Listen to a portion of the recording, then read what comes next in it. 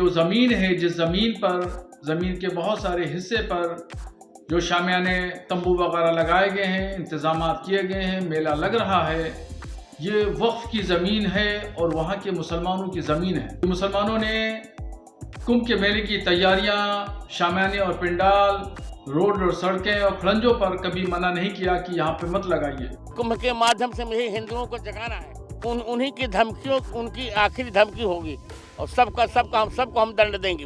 झूठ बोल रहे हैं, ये पूरा प्रयाग हमारा है, कोई राजनीतिक हस्तक्षेप नहीं होगा। एकमात्र हिंदुत्व का चेहरा बुलंद रहे, क्योंकि मैं एकमात्र आचार्य हूँ मैं कुंभ का। मुसलमानों ने हमेशा बड़ा दिल दिखाया है और उसके सबूत दिए हैं, उसकी मिसालें भी बहुत सारी मिलेंगी।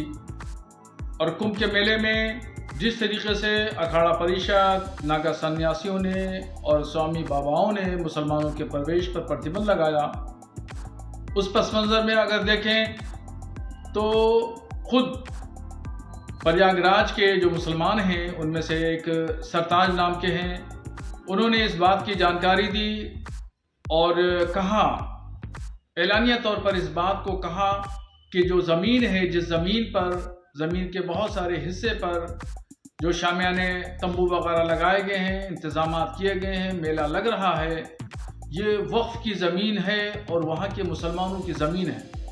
इस कुंभ के माध्यम से मुझे हिंदुओं को जगाना है।